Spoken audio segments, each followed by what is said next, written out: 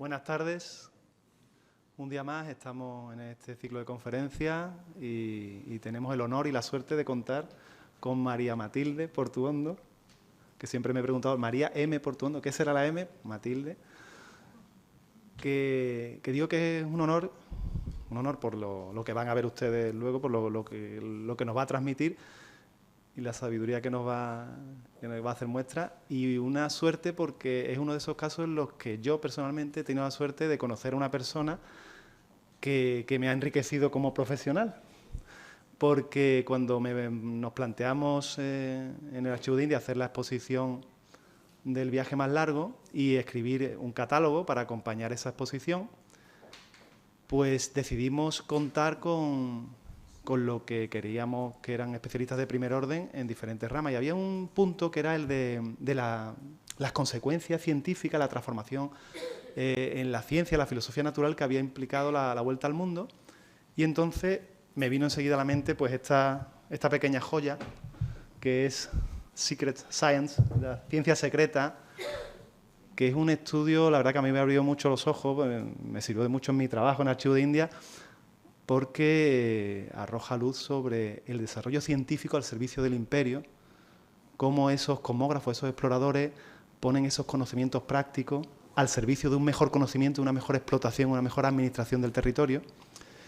Y bueno, no he tenido ocasión de leer su segundo, estoy deseando leer el segundo, que todavía voy con retraso, el sobre Benito Arias Montano, que desgraciadamente en España es mucho menos conocido de lo que debiera. ¿De acuerdo? María también es interesante por otra cuestión, que es su trayectoria profesional, que ella tiene sus estudios primigenios fueron un grado en Ingeniería Eléctrica en la Universidad de Miami, ¿verdad?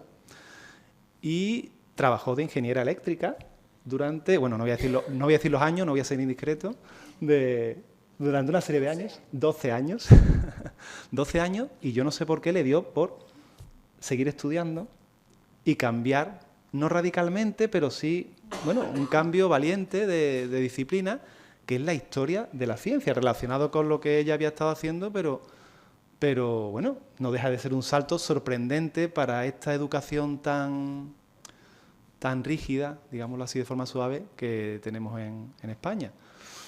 Y entonces, pues, ahí la encontramos haciendo pues su tesis doctoral sobre qué es la ciencia secreta, su tesis doctoral sobre los avances científicos protagonizados sobre todo por los españoles y bueno, los pueblos ibéricos en general en el siglo XVI y cómo se ponen al servicio del imperio.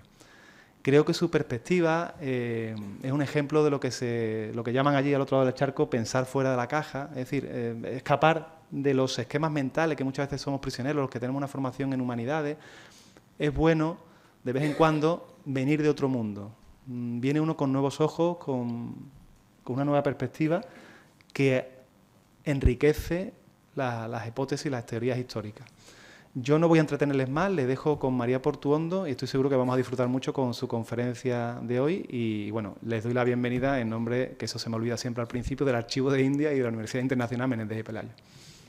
Muchísimas gracias, Claudio, qué amable. Cuánto le agradezco la invitación y por supuesto al Archivo de Indias y a la Universidad Internacional Menéndez Pelayo que me hayan invitado a compartir esta noche con ustedes un poquito de lo que sé de esta gran aventura de la expedición Magallanes Elcano. Y hoy vamos a discutir, voy a dividir la charla en 4 apartados. Comenzar con una propuesta, luego nos vamos de viaje conociendo varias cosas y luego terminamos visitando esa propuesta y viendo si sabemos un poquito más luego de esta noche. Quisiera comenzar. ¿Dónde está Paloma? Tengo aquí unas diapositivas preciosas. Se me han ido. ¿No le damos? ¿No tocó nada? Bueno, antes de comenzar, cada vez que empiezo una charla, la gente, cuando doy una charla aquí en España, la gente se distrae en los primeros 10 minutos porque se ponen a pensar, ¿de dónde viene ese acento? Porque, ¿de dónde será? Porque a veces me suena así, a veces me suena así, pues déjame aclararlo. Yo soy de familia cubana, nacida en Puerto Rico y criada en Puerto Rico, así que es un acento transcaribeño, digamos, pero llevo 30 años en los Estados Unidos hablando inglés todos los días, así que de vez en cuando meto la pata horriblemente en español, le pido perdón, pero así que el acento es una cosa así un poquito híbrida. Así que ya saben mi origen étnico. Bueno, la revolución en la geografía y la historia. Vamos a hablar sobre eso y vamos a comenzar con una propuesta. Me gustaría poner esto sobre la mesa. La circunnavegación Magallanes-Elcano inició la era de la primera globalización de la ciencia y consolidó cambios en Europa en los conocimientos geográficos, etnográficos y sobre historia natural, que ya habían comenzado una nueva etapa de regeneración, ya con las exploraciones portuguesas de finales del siglo XV y los viajes de Colón. Pero los 18 tripulantes a bordo de aquella exhausta nave Victoria, la mayoría analfabetos, nunca imaginaron que sus hazañas derrumbarían definitivamente los esquemas geográficos clásicos, que las crónicas de la aventura magallánica, describiendo un mar casi infinito, plantas nuevas, tierras desconocidas, habitadas quizás con gente tan fantástica como la habían descrito Cayo Plinio II en su Historia Natural, contribuirían a derrocar eventualmente todo el aparato clásico de los conocimientos de historia natural que habían formado parte de la cultura occidental hasta entonces. A Sanlúcar llegaron estos tripulantes como testigos, no solo de pleitos y litigios, como bien sabemos, sino de un nuevo mundo global de especies, de plantas, de animales y de gente, que maravilló a los naturalistas europeos que ansiaban superar los escritos de los antiguos. Pocos imaginaron que la gran hazaña abriría una nueva era para la ciencia. Durante la charla de hoy quiero hacer un pequeño apartado. Voy a utilizar términos como Nuevo Mundo, descubrimiento, indios, las Indias, que han sido criticados desde los estudios postcoloniales como términos imprecisos que ayudan a perpetuar un eurocentrismo. No pretendo ofender a nadie, pero voy a utilizar estos términos. Por una razón principal, porque son los términos y las palabras que usaban los personajes históricos de a quien me voy a estar refiriendo hoy. Y creo que para mantenerlos fieles a los documentos los voy a utilizar, no de una manera liviana, sino comprendiendo bien claramente lo que conlleva utilizar ese tipo de palabras. Pero vamos al caso. El descubrimiento del Nuevo Mundo y luego de la hazaña del viaje de Magallanes-Elcano resultó en una avalancha de nuevos conocimientos. Vamos a pensar en eso, una avalancha de nuevos conocimientos. Y cabe debatir si en algún lugar fue el esfuerzo de desarrollar un marco interpretativo para poder manejar tanto nuevo conocimiento más persistente que en la España del siglo XVI. Con cada navío que llegaba de ultramar llegaban nuevas interrogantes. ¿Qué contenía ese nuevo mundo? ¿Dónde quedaba con respecto a Europa? ¿Quién lo poblaba? ¿Son personas como nosotros, como los europeos, o son distintas? Comenzaron entonces a constituirse nuevas formas de plasmar estos territorios en un mapa, nuevas maneras de describir culturas desconocidas y nuevas y novedosas formas de conceptualizar los productos de la naturaleza. Todo ello, me gusta pensar en ello como experimentos de conocimiento, experimentos de cómo organizar tanto que había que conocer, tanto que se conocía y tanto que era completamente nuevo. Los humanistas que de la primera mitad del siglo XVI procuraron integrar los nuevos conocimientos a los modelos científicos heredados de la antigüedad. Aunque ya se venían modificando durante el Renacimiento, estos modelos continuaban siendo los esquemas de saberes utilizados en toda Europa. Y hay un ejemplo que me gusta citar y creo que está en el catálogo. A menos de un año de la llegada de la Victoria a Sanlúcar de Barrameda, el sabio italiano Pietro Pomponazzi se refirió mencionó la expedición durante una de sus clases en la Universidad de Bolonia. Estaba dando una clase, supongo que aburridísima, sobre los meteoros de Aristóteles, y llega al punto crítico de si la zona tórrida era habitable o no. Punto que Aristóteles hace en ese libro y dice que no, que en efecto no, es tan inhóspita que no puede haber vida en tierras que existan al sur del trópico de Capricornio. Y Pomponazzi dice que no, que hay testigos oculares, precisamente recién llegados de una circunnavegación, que dicen que no solamente es habitable, sino que es maravillosa. Y esto es curioso por dos casos. La primera es porque pone en manifiesto la gran sed que tenían los círculos intelectuales europeos por noticias globales sobre la naturaleza.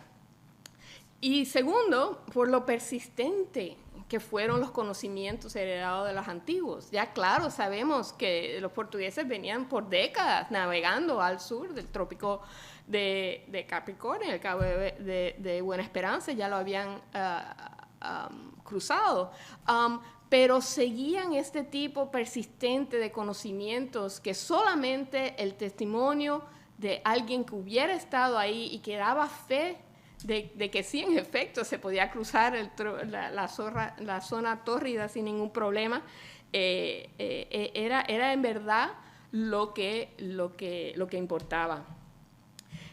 Sin embargo, la historiografía de la historia de la ciencia, y en particular la manera en que contamos la historia del origen de la ciencia moderna, tardó en apreciar el verdadero impacto de la primera globalización.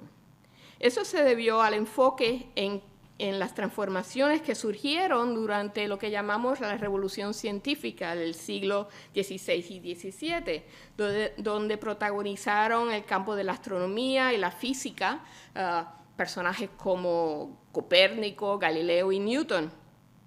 Pero las disciplinas afines a la historia natural, como la botánica, la etnografía, que resultaron ser precisamente los grandes protagonistas del conocimiento producido durante las exploraciones, no obtuvieron contornos enteramente modernos hasta bien entrados del siglo XVIII.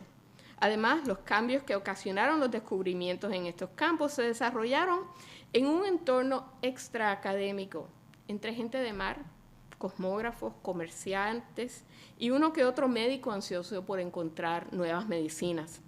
Los currículos universitarios renacentistas tardaron en integrar los descubrimientos y más que nada los conocimientos de los descubrimientos.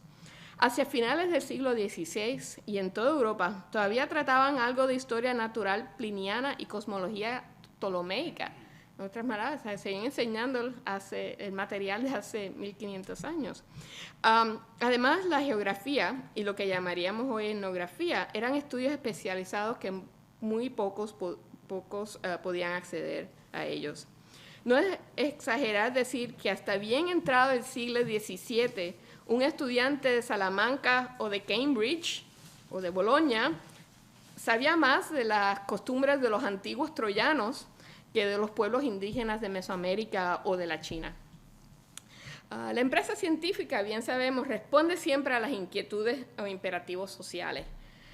La ciencia no ocurre en un vacío, aunque la describió, un chiste viejo de eso, pero aunque el imperativo para la ciencia en España durante el siglo XVI es algo que tenemos que tener bien en mente, fue precisamente orientada hacia conocer los vastos territorios que iban descubriendo para poder gobernarlos eficientemente, explotarlas exhaustivamente y convertir a sus gentes a la fe católica.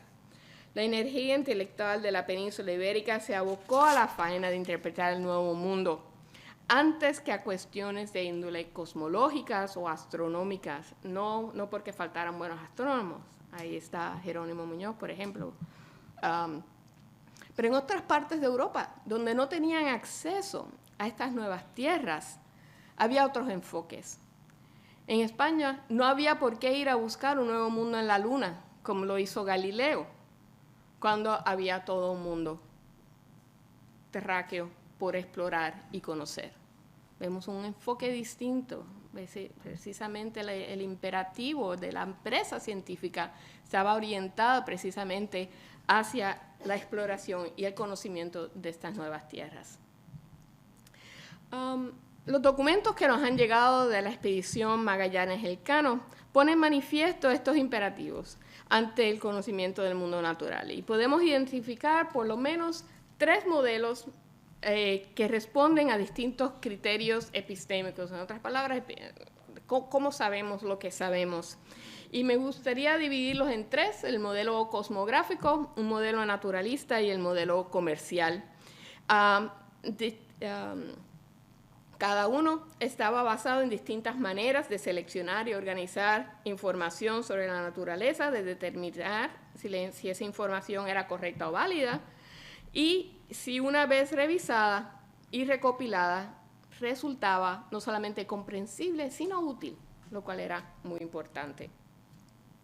Vamos a comenzar con el modelo náutico y cosmográfico, quizás el más afín a mis intereses y el que se pone aquí en bello manifiesto en la exhibición. Lo vemos en evidencia en los derroteros que llegaron de la expedición, los de Francisco Albo y de Andrés de San Martín, que luego recogió Antonio de Herrera en su obra. Allí los pilotos hicieron un minucioso registro de latitudes, rumbos, cálculos matemáticos necesarios para trasladar observaciones astronómicas a situaciones geográficas. Al igual anotaron características geográficas, bajíos, ríos, islas, montaña, misteriosos fuegos, todo lo que les ayudaba a describir las tierras que iban pasando. Estos parcos documentos de trabajo, porque si los leemos son muy repetitivos, son día tras día solamente anotando latitudes y estimando quizás una longitud terráquea, pero era precisamente, son los documentos que recogen el objetivo de la expedición: determinar un derrotero, un rumbo, un viaje que fuera razonablemente seguro, que llegara a las islas de la Especiería y que otros barcos pudieran seguir. Por ello, la expedición estuvo dotada con un buen repertorio de instrumentos, y los documentos nos los explican en bello detalle. Tenían 23 cartas náuticas de pergamino hechas por Nuño García, 6 pares de compases, 21 cuadrantes de madera, algunos hechos por Ruiz Falero, 6 astrolabios de metal, 35 agujas de marear, 4 cajas grandes para guardar las agujas de marear, 18 relojes de arena. En otras palabras, tenían lo que llamaríamos hoy de state of the art, el equipo, los instrumentos absolutamente mejores y más necesarios para tal viaje. La preocupación central de la expedición fue el dar fe de que se había trazado su trayectoria, el derrotero, correctamente, y que se habían utilizado todo lo que la ciencia tenía a su disposición, la ciencia náutica tenía a su disposición para dar este tipo de testimonio. Tanto fue así que Pigafetta, que nos da una de las historias del viaje, incluyó un tratado de navegación en su crónica del viaje, en donde recogió las técnicas utilizadas para calcular la latitud y estimar la longitud. No han llegado hasta nosotros la cartografía original del viaje, pero sí vemos que se empezaba a recoger y a integrar dentro del muy famoso padrón real. Tampoco han llegado hasta nosotros los mapas que se utilizaron inmediatamente luego de la expedición, pero sí tenemos testigos de cómo lo hallado durante la expedición fue integrándose gradualmente en la cartografía de la época. Vemos, por ejemplo, comenzamos algunos de los mapas que están en el catálogo y en la exhibición. Vemos una cartografía como esta de Vespuccio, centrada en el mar Mediterráneo, donde ya se van desvaneciendo los perfiles de África hacia tierras desconocidas, estilo portolano, muy típico de la época, y vemos la diferencia con la cartografía que empieza a surgir ya durante la época de las expediciones. Aquí vemos cartografía de Jorge y Pedro Reinel. Todavía no llegamos, hay sugerencias de la parte sur del continente sudamericano, pero ya rápidamente ya podemos ver en la Carta Náutica de Nuño García de Torreno del 1522, ya vemos el perfil quizás del continente, el fin del continente sudamericano, el estrecho de Magallanes. El planisferio de Castiglione de Diego Rivero, ya vemos claramente el estrecho dibujado. Aquí vemos el detalle. Una cartografía muy particular donde vemos que se reconoce como magallánica, basada en los testimonios de la época. Otro cosmógrafo asociado con la Casa de la Contrastación, Diego Rivero, en 1529, en este planisferio espectacular. Otro detalle, de nuevo la cartografía del estrecho, tierra de Patagones, y con su arte, claro, se ve la diferencia claramente, ¿verdad?, entre un mapa producido como un regalo, como un documento político, vamos a decir, versus uno ya sin mucha decorado, porque lo que importa, ¿verdad?, es el dato geográfico. Y seguimos al anónimo de Wolf Bootle, otro mapa también que detalla el estrecho.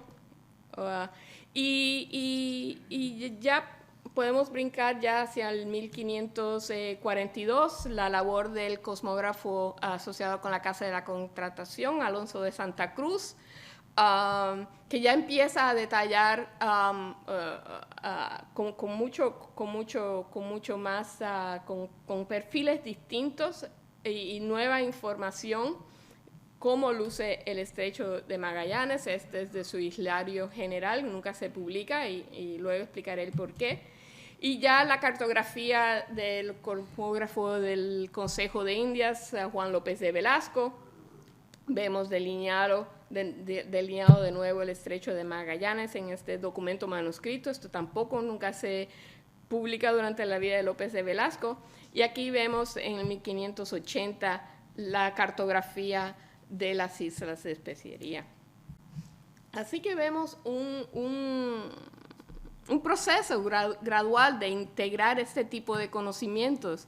Pero siempre me sorprende cuando de repente ponemos aquí al mapa famoso de Abraham Ortelius, del 1570, y vemos un perfil del continente sudamericano un poquito extraño, ¿verdad? A los chilenos les fascinaría tener tanto territorio, ¿verdad?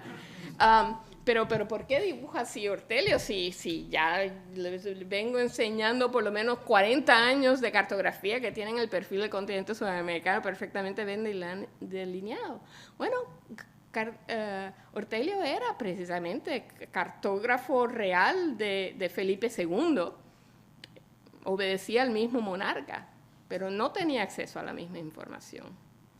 Hacía los mapas más espectaculares precisamente de la Europa de su época, había aprendido de Gerard Mercator, pero no tenía necesariamente acceso a los puntos claves de la geografía del descubrimiento. Y vamos a hablar de eso dentro de un ratito. Así que vemos bien cómo los descubrimientos por los europeos de todo el globo terráqueo fue un reto, precisamente para aquellos que tenían título de cosmógrafos, cuyo trabajo era precisamente recopilar todo este tipo de información. Aprendieron sus conocimientos de los manuales de navegación y los tratados de navegación del gran Pedro Núñez portugués, pero luego crearon aquí mismo en Sevilla un gran corpus de este tipo de manual de navegación, de manual de cosmografía, de cómo hacer una carta náutica, de cómo recopilar todo este tipo de información para que de los viajes llegara la información correctamente.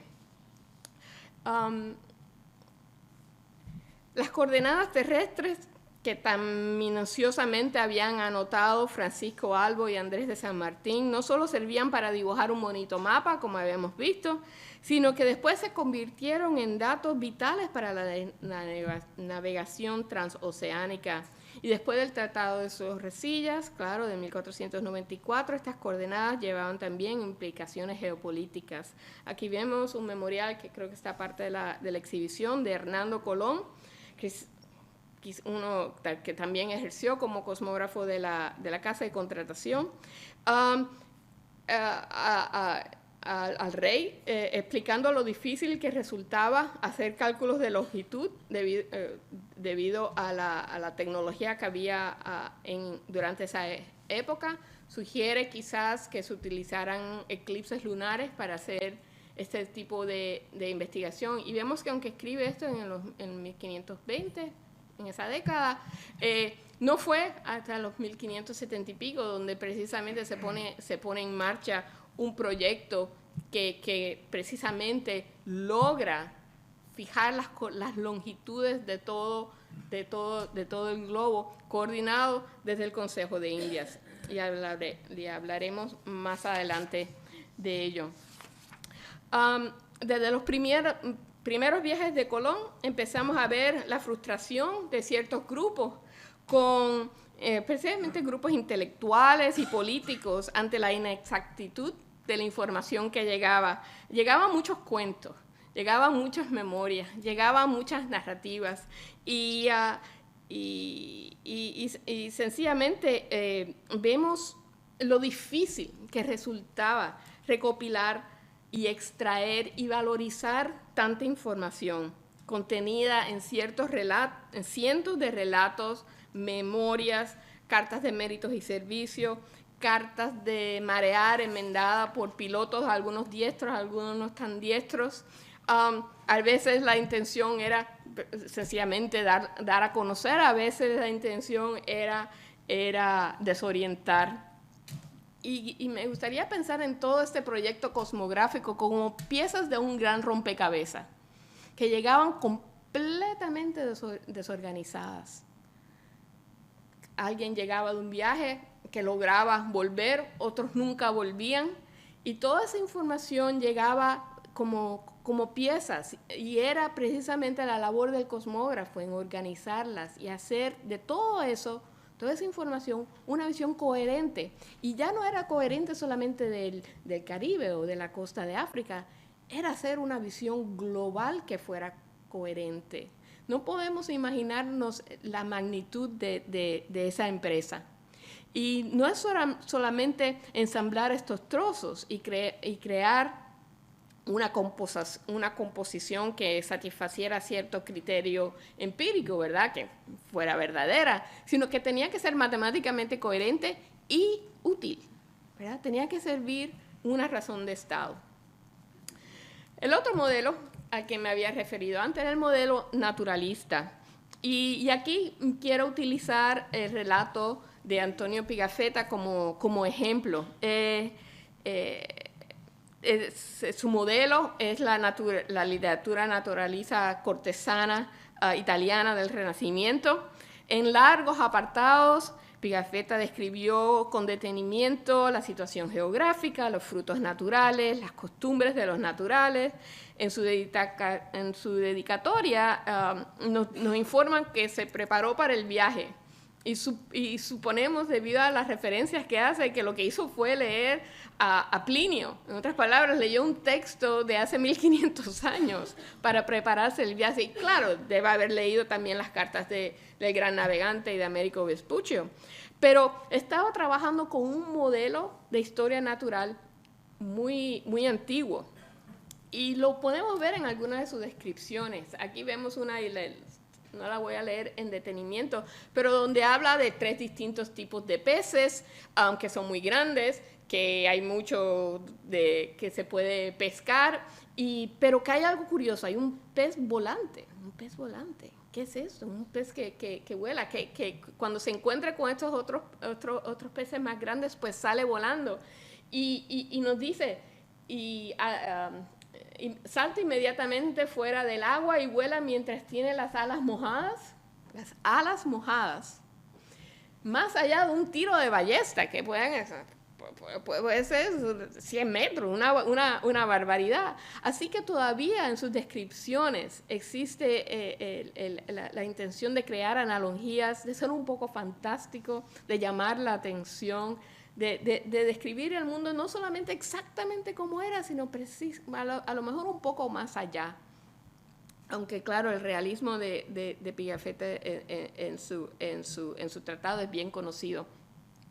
Como parte de lo que escribe, nos da el primer mapa del estrecho de Magallanes. Él no era ningún cartógrafo, para nada, pero sabe que el tipo de texto que él está presentando utiliza cartografía, no una cartografía precisa, no una cartografía que va a poder utilizar un marinero para llegar allá, pero una cartografía que orienta al lector y al texto. El lector sigue leyendo un texto y puede seguir, siguiendo los modelos clásicos del periplo, puede seguir el itinerario del navegante imaginando todas estas islas que van conociendo ellos en secuencia.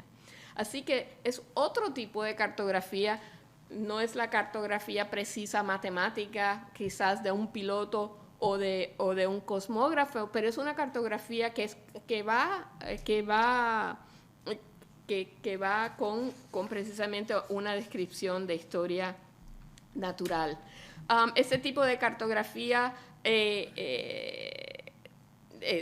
persiste en la tradición de la Casa de Contrataciones del Archivo de Indias por muchas décadas. De lo que no queda duda era que la expedición había encontrado particularmente en las tierras del estrecho gentes nuevas, gigantes con tatuajes, gente que no se conocía. Y sabemos que dentro de la tradición de historia natural pliniana, estos tipos de maravillas eran de esperarse. Tenían que haber maravillas en la naturaleza. Era parte de lo que tenía que haber. Cosas extraordinarias.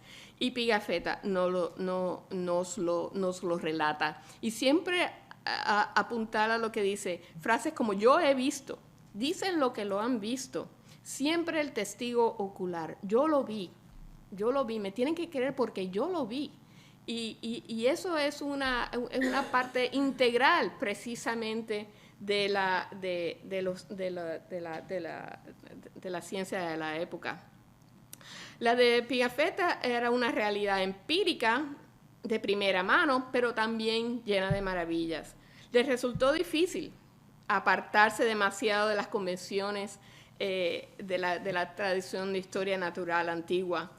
Y no faltó que las descripciones etnográficas de Pigafetta resonaron dentro del imaginario europeo casi inmediatamente. Por eso oímos en la famosa obra teatral La Tempestad de William Shakespeare que el monstruo Calibán, de aquella isla maldita de donde se sitúa la obra, grita al dios Cétebos. ¿Cétebos? ¿De dónde sale esa palabra? La palabra la escribe Pigafetta.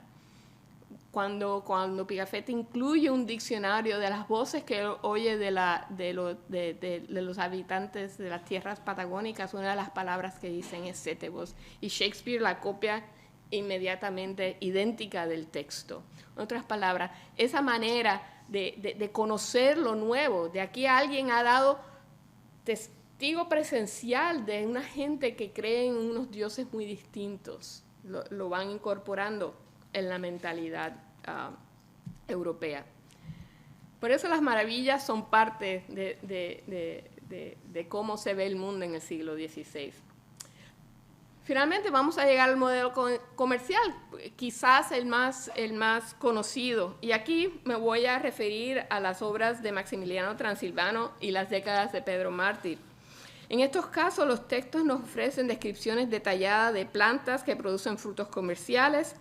El mercado europeo, como ustedes saben, reclamaba especies y estas por el momento solo se encontraban en Asia.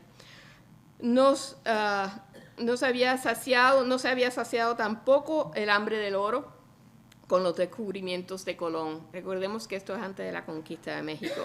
Pedro Mártir se detiene varias veces a describir dónde se podría encontrar más oro. Y aquí en esta cita nos relatas, hay estas islas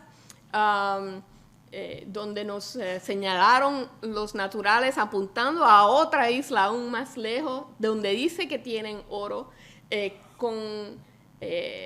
donde se cogen pepitas de oro como del tamaño de una avellana o poco menos, y ellos la desprecian, las demás, las más pequeñas, como de ningún valor. En otras palabras, unas tierras llenas de riquezas. Pero no solamente de las riquezas tan obvias como el oro, sino, claro, de las especies.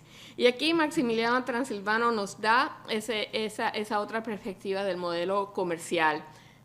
Críanse árboles de clavos entre los peñascos y tierra fragosa. ¿Dónde se cría el clavo? Y hay tanta espesura de ellos que hay grandes selvas de ese tipo de plantas. Y me fascina esta frase, es un árbol de los clavos muy semejantes al laurel. Eso es típico de la historia natural, vamos a llamarlo la botánica de la época, el ver ¿cuán similar es? Pues si es parecido a un laurel, a lo mejor crece donde crecen los laureles, a lo mejor lo podemos traer a otras tierras más cercanas, lo podemos cultivar aquí o allá, o es tan parecido, o es un laurel o no lo es. Todo este tipo de trabajo botánico, y ya vemos desde Maximiliano Transilvano, que claro, no era ningún botánico, reconoce que ese tipo de trabajo botánico se tiene que llevar a cabo.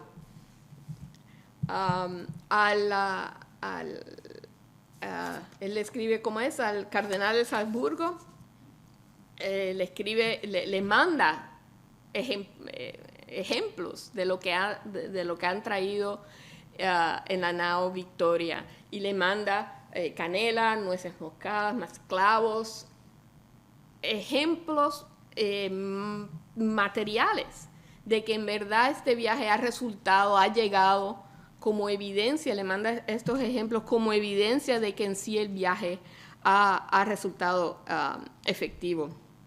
En décadas subsiguientes sí sabemos que los viajes cuando llegaban, se acercaban a la corte a traerle novedades botánicas a gente como Andrés de Laguna en el jardín de Aranjuez. Esto ya es años más tarde. Y Andrés de Laguna nos recuerda muy bien que estos son ejemplos de plantas de los cuales ni Dioscórides ni Galeno, según consta, hicieron jamás mención. Eso es cosa completamente nueva, eso es algo completamente nuevo.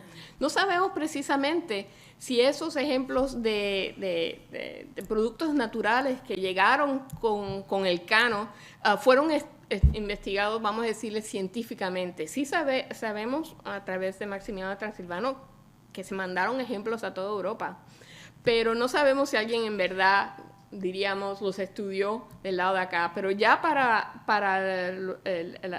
la mitad del siglo XVI sí se estudiaba sistemáticamente los productos comerciales que se traían de las Indias. Luego aquí en Sevilla, a casa de Nicolás Monardes, se dirigían viajeros con animales y plantas de ultramar desconocidas en Europa. Allí el ilustre médico las estudiaba, sus propiedades medicinales, escribía tratados sobre ellas. Fue en Sevilla donde vino Francisco Hernández, luego de ese viaje de expedición a México, donde intentó concluir su historia natural de la Nueva España. Y donde también ya para los 1570 se dio cuenta de que hacían falta taxonomías nuevas para describir la botánica. Y que precisamente resulta en el caso de México fascinante que en el lenguaje mexicano náhuatl, el nombre de la planta era un binomio que la describía físicamente y describía su esencia medicinal principal. Y se da cuenta que existe ya en otro lenguaje la taxonomía ideal para clasificar plantas medicinales. Y claro, vuelve a Sevilla con ese tipo de conocimiento y la obra para mí es un ejemplo de inconmensurabilidad, ¿verdad? Ya estamos cruzando culturas de una manera tan radical que les resulta el imposible, y también por otras razones completar ese proyecto. Así que espero que viendo estos tres tipos de modelos de conocimiento, veamos el tipo de reto que la circunnavegación y la verdadera globalización de conocimientos de la naturaleza conllevaba a la mente europea del siglo XVI. A inicios del siglo XVI, los primeros experimentos de conocimiento surgieron en los campos, como había dicho, en la geografía, la cartografía y luego la botánica. Ya vimos cómo esta información llegaba a la casa de la contratación a través de rudos derroteros de pilotos, en cartas náuticas manchadas por sal de mar, punzadas cientos de veces por los compases durante largos viajes. La información también circulaba de manera oral a través de conversaciones, en cuentos de marinos y en una que otra memoria escrita. ¿Cómo transformar toda esta información tan desigual, tan desorganizada, en un único mapa, en un padrón real? Tal fue el reto científico que asumieron los cosmógrafos y pilotos mayores que trabajaron en la Casa de la Contratación, en el Consejo de Indias, y los cartógrafos que ejercían su arte en pueblos ibéricos durante la segunda mitad del siglo XVI. Estos oficiales debatieron sobre cuáles eran las mejores técnicas para determinar la longitud y experimentaron con nuevos instrumentos de varia invención. El padrón real llevado por la casa se constituyó en repositorio en el cual se iban acumulando las coordenadas que daban nuevos perfiles a islas y a continentes. ¿Cómo describir un nuevo mundo? Hay varios ejemplos. Uno de ellos, muy conocido, el de Gonzalo Fernández de Oviedo, hacer una obra magna. Una gran obra que tratara de abarcarlo todo, que se sienta Gonzalo Fernández de Oviedo en los 1530 a hacerlo. Pero esto es un conocimiento que caducaba rápidamente.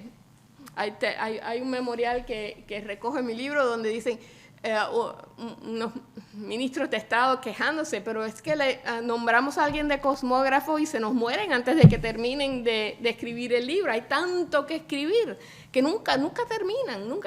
Gonzalo Fernández, nunca terminan. Y así no se puede gobernar, ¿verdad? No podemos siempre estar esperando una década para que alguien termine un libro. Así que se tienen que desarrollar unas técnicas más rápidas, unas técnicas más eficientes de organizar estos tipos de datos. Y esto da paso, a mi manera de ver, el proyecto en 1577 del cuestionario de Indias. Son unos cuestionarios que se publican que publica el Consejo de Indias, los recopila el cosmógrafo cronista real Juan López de Velasco. 50 preguntas se mandan a todas las dependencias de ultramar y son preguntas que hay en esta tierra. ¿Tiene río? ¿Qué se cultiva? ¿Qué hay de valor? ¿Dónde queda? ¿Quién vive? ¿Qué medicinas tienen los naturales? ¿Tienen médicos? ¿No tienen médicos? ¿Cómo se curan? ¿Qué sirve? ¿Qué no sirve? 50 fascinantes preguntas, que la idea era sencillamente recopilar esta información rápidamente, que no caducara, que se siguieran enviando cuestionarios periódicamente, en vez de sentarnos a esperar que alguien terminara una obra magna, hacer estas preguntas. El corpus, y nos han llegado hasta nosotros 200 contestaciones al cuestionario. Es verdaderamente uno de los corpus geográficos, son un patrimonio mundial verdaderamente, porque nos dan un vistazo de la empresa de Indias en un momento muy particular y donde se pueden ver muy claramente las diferencias de cómo se va creando el imperio de ultramar. Una de las cosas que López de Velasco pone en marcha es precisamente esa propuesta que Hernando Colón había hecho en los 1520 y coordina un proyecto de observación astronómica mundial, el primer proyecto de observaciones coordinadas astronómicas a escala global. Y es un proyecto donde, sabiendo que venían una serie de eclipses lunares, que se crearon un instrumento muy sencillo, cualquiera lo podía construir, yo lo he construido, así que es bien fácil, y donde se podía observar un eclipse lunar, hacer ciertas marcas sobre un plano, y esto es uno de los documentos originales que sobreviven, están aquí en el archivo.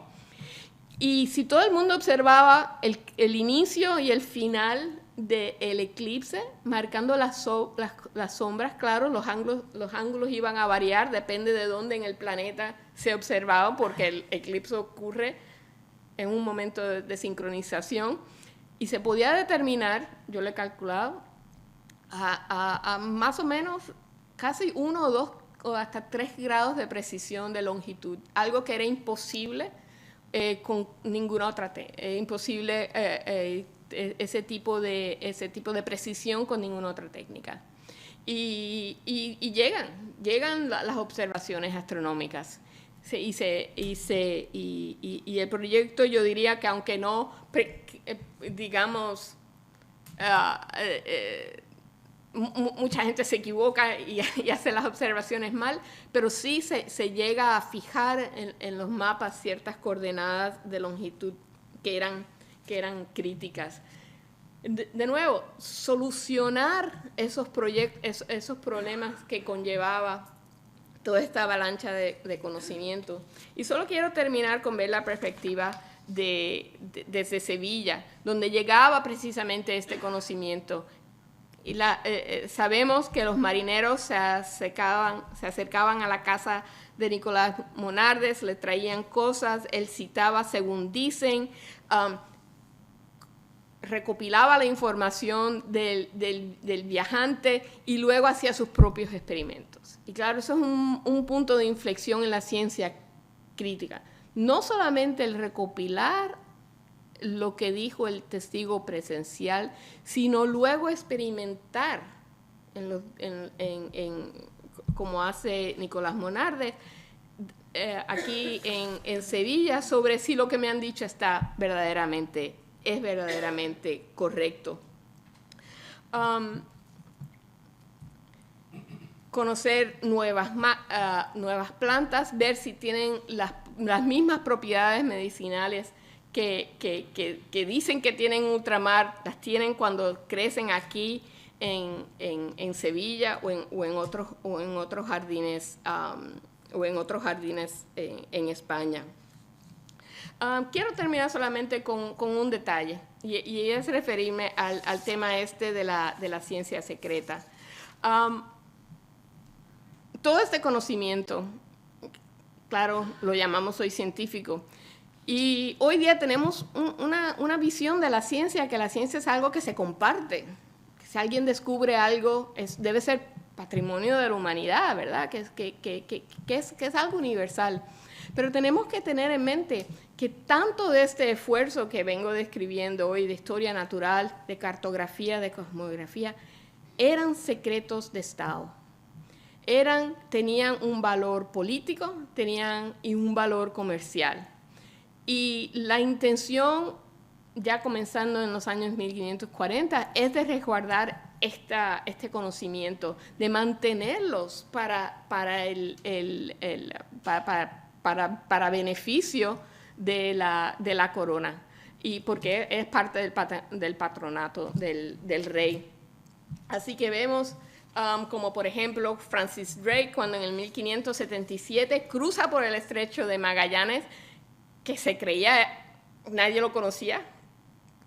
Drake lo cruza, sube por la costa pacífica del continente suramericano, y crea tremendo desarreglo.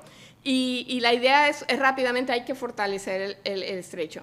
Hay que hay que cerrarle la puerta a esas otras potencias que quieren invadir lo que se ve como territorio español. Y rápidamente vemos, por ejemplo, como se manda una expedición de Sarmiento de Gamboa precisamente a hacer reconocer el estrecho de Magallanes de nuevo, utilizando técnicas más modernas. Y rápidamente el cosmógrafo del Consejo de Indias, López de Velázquez, se da cuenta que él ha estado haciendo pequeños mapitas para orientar a los miembros del Consejo de Indias, que ninguno había estado en Indias, de cómo era la geografía de ultramar. Y se da cuenta que esta información no puede estar circulando. Y rápidamente le escribe al secretario del rey que conviene al servicio de su majestad no se pierda ni traslade sin licencia del Consejo de Indias. En otras palabras, no se traslade sin licencia del Consejo de Indias. Es lo que yo llamo el equivalente a un sello de top secret. Y hasta esta cautela no satisface al rey, y el rey manda a recoger todos estos manuscritos. Dice, no, es que no los podemos dejar por ahí, tienen que estar en un cajón sellado, el cajón de 3 llaves, sellado para que nadie los pueda tocar. Y esto trae unas consecuencias serias para el desarrollo de la ciencia. Todo este esfuerzo cosmográfico, cartográfico, de exploración, es secreto. Monardes, historia natural, todo ese tipo de cosas sí circula, pero no las relaciones geográficas. No en verdad el detalle importante. Eso es secreto de Estado, eso se queda aquí. Y cuando los historiadores se sientan a escribir la historia de la ciencia de los orígenes de la ciencia moderna, estos esfuerzos sencillamente se ignoran, no se conocen y no formaron parte de lo que llamamos el origen de la ciencia moderna. Y creo que es omitir algo muy importante, que precisamente surge a raíz de estos viajes de exploración. La política del sigilio no dura mucho tiempo, porque en verdad es imposible esconder un hemisferio, es imposible esconder un continente. Se trató por muchos años, pero es imposible. Y ese famoso mapa que vimos manuscrito, que López de Velasco le pone el de mejor convenga que no se distribuya, a poco menos de 30 años lo vemos impreso en la obra de Antonio de Herrera. Ya para esa época, ya eso se podía compartir, ya eso se podía saber. Así que solo quiero cerrar con una observación. Pero los experimentos de conocimiento que venimos discutiendo, que tuvieron lugar en España a raíz de la primera globalización, no pasaron desapercibidos en el resto de Europa. Lo pueden haber ignorado los historiadores modernos, pero no los contemporáneos de su época. Los modelos ensayados en España respecto a cómo interpretar la naturaleza y los naturales de las tierras lejanas fueron adoptados por otras potencias europeas para competir mejor con los reinos ibéricos por el dominio de ultramar. Franceses e ingleses aprendieron las técnicas de navegación astronómica gracias a los manuales de Martín Cortés y Pedro de Mérida. Francis Bacon se informó bien sobre los proyectos de la Casa de Contratación e hizo propuestas a la reina Isabel II de cómo crear un organismo similar en Inglaterra. Y en su Instauratio Magna articuló un plan maestro para la renovación de la ciencia, bien lo conocemos, cuyo paso inicial era recolectar conocimiento de la naturaleza utilizando testimonios oculares y observaciones empíricas, información recolectada de todas las partes del mundo. Es casi un précis de lo que se venía llevando a cabo en la Casa de Contratación. Y no fue coincidencia que al él escribir su utopía de la ciencia, la Nueva Atlántida, donde él recrea una nueva sociedad basada en conocimiento científico, y nos escribe en el 1627 que los habitantes de aquella isla de la Nueva Atlántica hablaban español. Muchas gracias.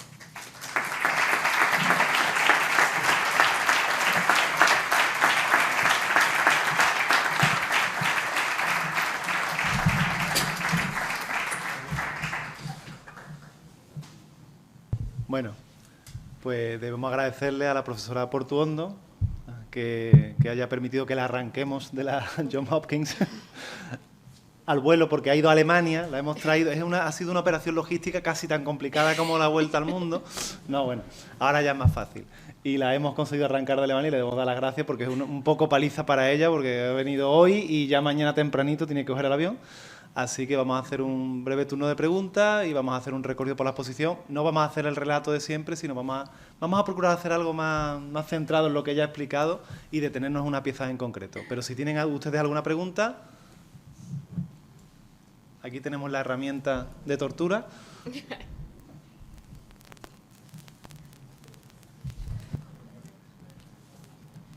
Pregunten porque en una clase, cuando yo termino de dar la lección y nadie me hace preguntas, mando un quiz, mando un examen así. Bien.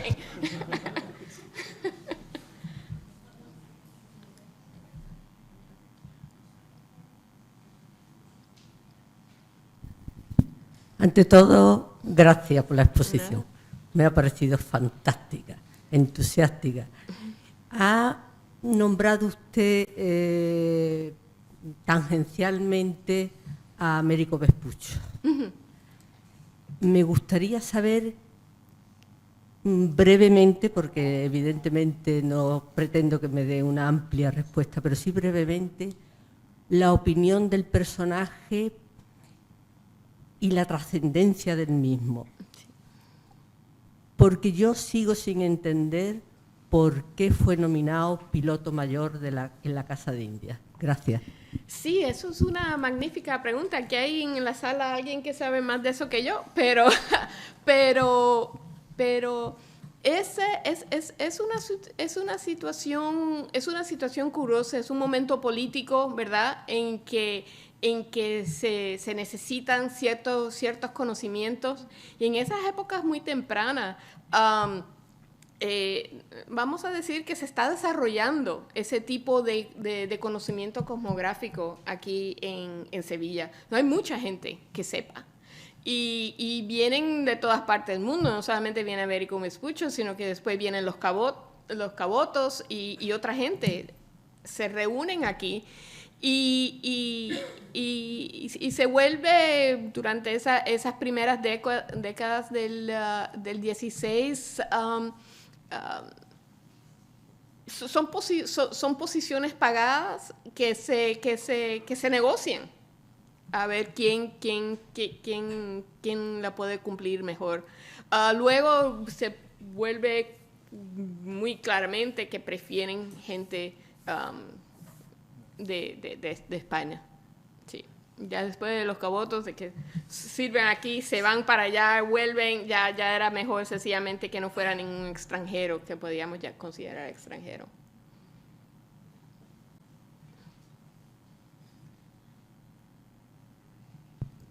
Anímense, que no está aquí todos los días María Portuondo.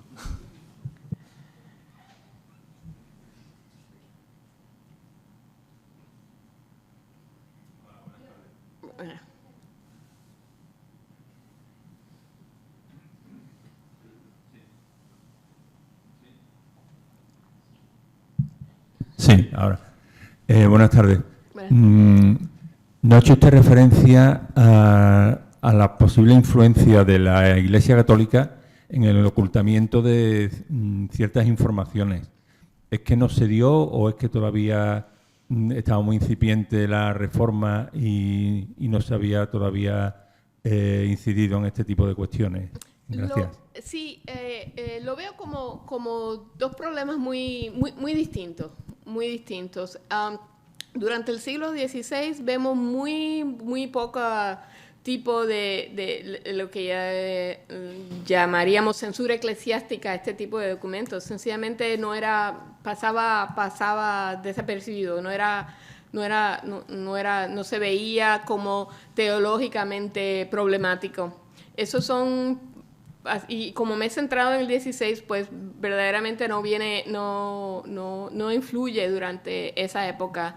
Ya en el 17 las posturas se ponen un poco más rígidas, surge todo el problema del copernicanismo, etcétera, pero raro, y aquí me remito al trabajo de José Pardo Tomás, que ha escrito un libro precioso, Ciencia y Censura, donde mira a la censura eclesiástica, a los trabajos científicos emanados de España, y toca muy poco material verdaderamente lo que llamaríamos científico.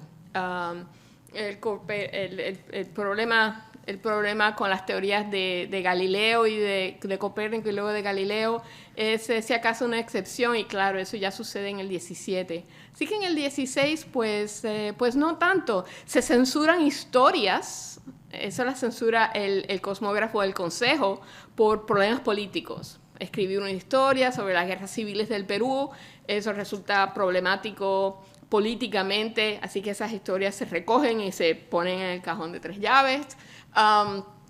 Pero no porque el contenido, lo que llamaríamos científico, era material de censura eclesiástica.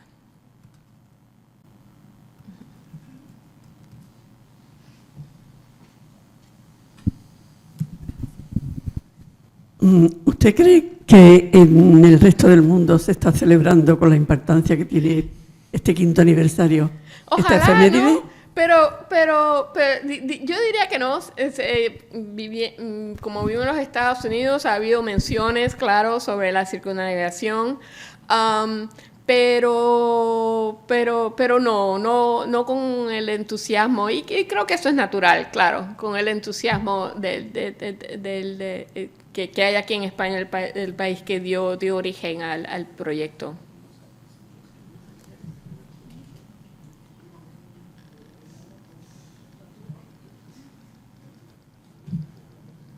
A ver si llevamos la exposición a Estados Unidos. A ver si la llevan, porque es parte porque hice el comentario historiográfico.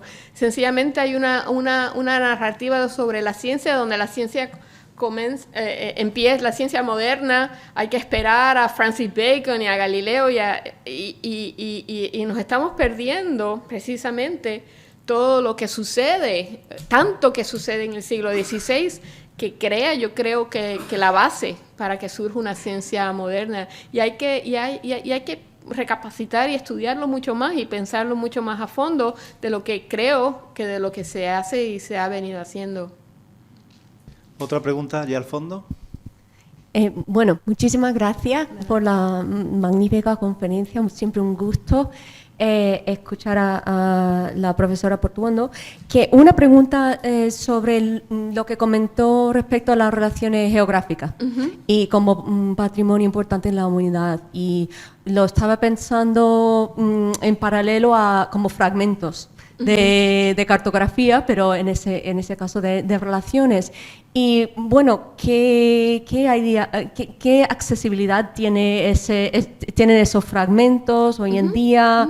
¿Hay ideas de hacer, digamos, compilaciones, nuevas ediciones, etcétera? O sea, ¿hasta qué punto es ese patrimonio, digamos, accesible de la manera que están haciendo accesible el viaje de Magallanes gracias a esta exposición y ciclo? Sí, me estás dando por... el corpus de relaciones geográficas es... se ha publicado, pero en ediciones distintas. La mayor parte se publicó en México en el 1954. De allá para acá se han descubierto cosas nuevas, hay nuevo que decir, y falta verdaderamente un proyecto que las recopile todas y haga una edición moderna del corpus. Ahí precisamente estoy en Berlín porque estoy parte de una conferencia donde están comparando las relaciones geográficas de India, estas del 1577 y luego del 84 y del 1603, con un proyecto similar que tenía el Imperio Chino precisamente durante esa misma época. Dos proyectos no se conocían, pero ambos imperios estaban tratando de solucionar este problema de cómo conocemos nuestros imperios mejores. Y es un ejemplo de cómo en distintas partes del mundo el problema que conlleva manejar gobernar, explotar, claro, grandes partes de territorio. ¿Cómo se maneja ese conocimiento? Y estamos experimentando en modelos conceptuales de cómo tratar históricamente de crear una manera de comparar proyectos que no se conocen, pero que ocurren al mismo tiempo y surgen de unos mismos problemas. Veremos, yo no sé nada de chino, así que voy a aprender mucho esta semana en Berlín.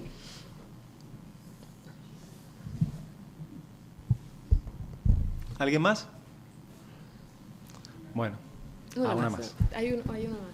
¿Le damos? Solo una última preguntita, porque ha destacado el tema de la ciencia secreta, pero quería saber si tenía un ejemplo de noticia falsa, ¿no? Una noticia que se difundía por los científicos, sabían que era falso, pero para los enemigos, no, algo así. Gracias.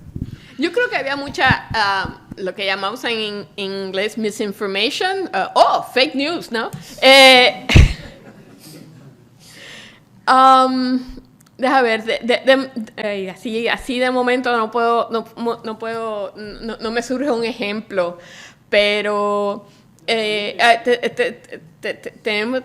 tenemos sencillamente las contestaciones del cosmógrafo que le dice, eso no se puede mandar a Ortelio, esto sí, esto no, esto sí, este tipo de negar acceso.